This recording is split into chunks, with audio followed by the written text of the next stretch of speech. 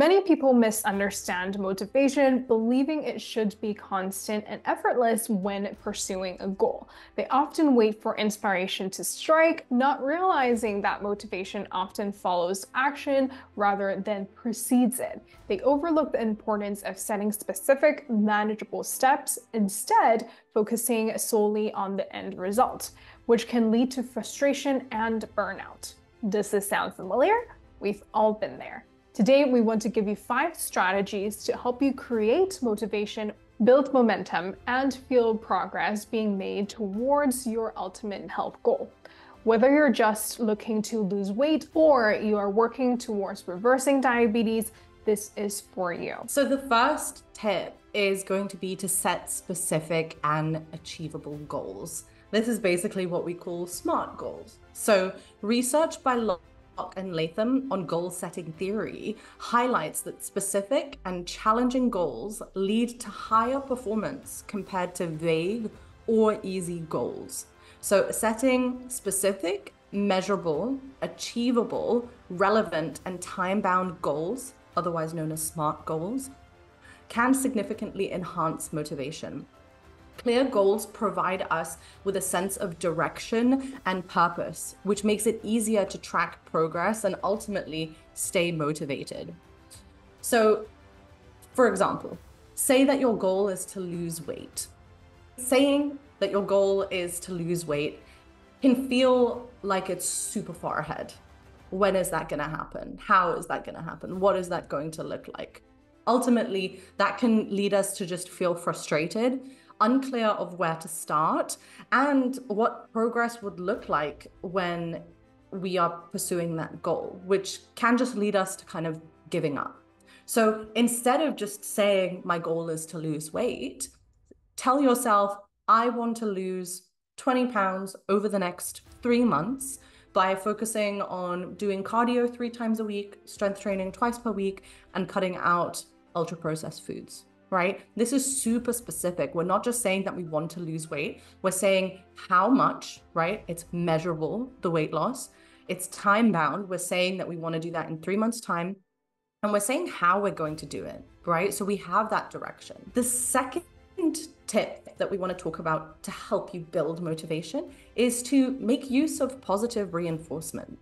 So Skinner's operant conditioning theory emphasizes the role of positive reinforcement when it comes to behavior modification. This sounds a little bit weird because it's ultimately like training ourselves to view something as more of a positive, but rewarding yourself for completing tasks can actually strengthen those desired behaviors behind your goal and increase your motivation. The anticipation of that reward, that positive reinforcement, can create that positive association with the task, making it more likely that you actually repeat that activity.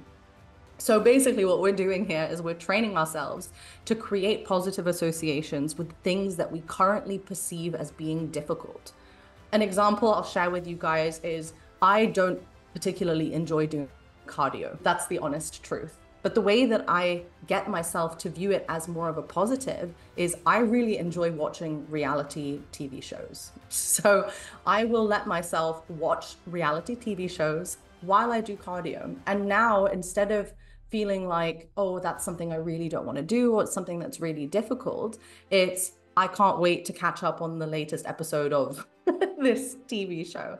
Number 3 is to practice self-compassion. And research done by Neff in 2003 shows that self-compassion is associated with greater motivation and less fear of failure, which can enhance overall well-being and productivity.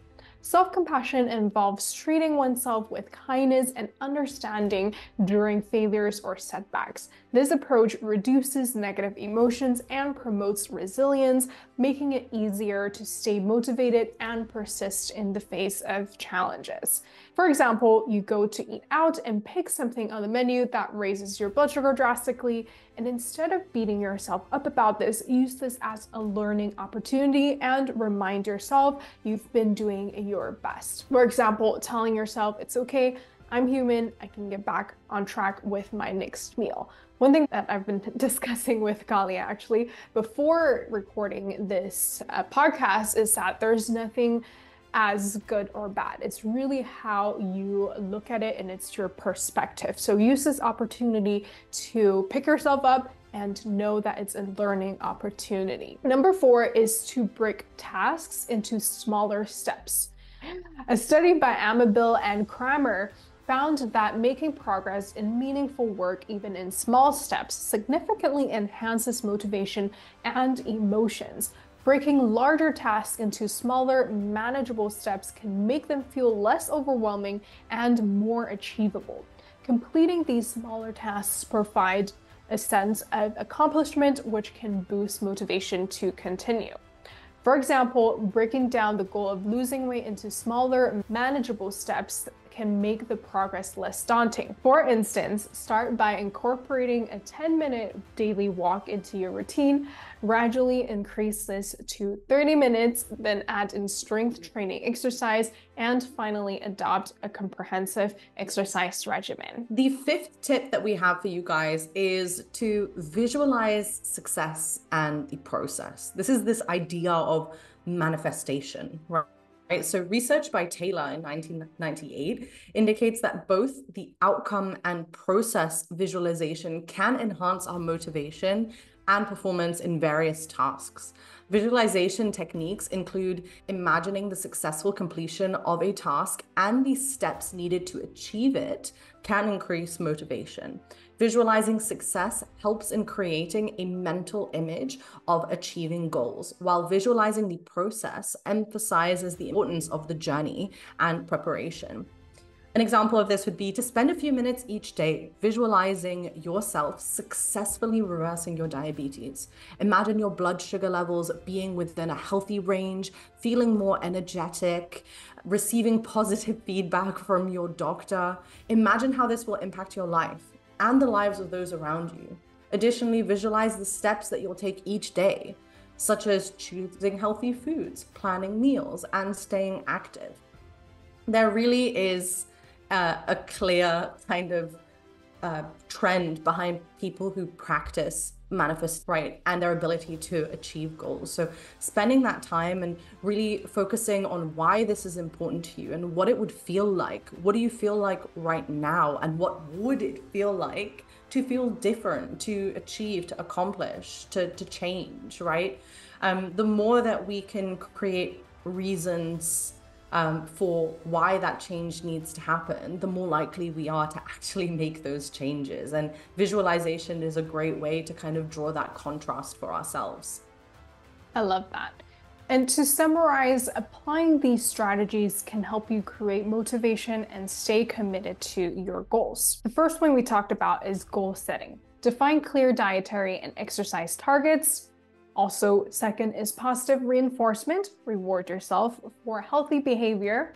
Number 3 is self-compassion. Be kind to yourself during setbacks. Number 4 is to take small steps to tackle one small change at a time. And number 5 is visualization. Regularly imagining your success and the actions leading to it.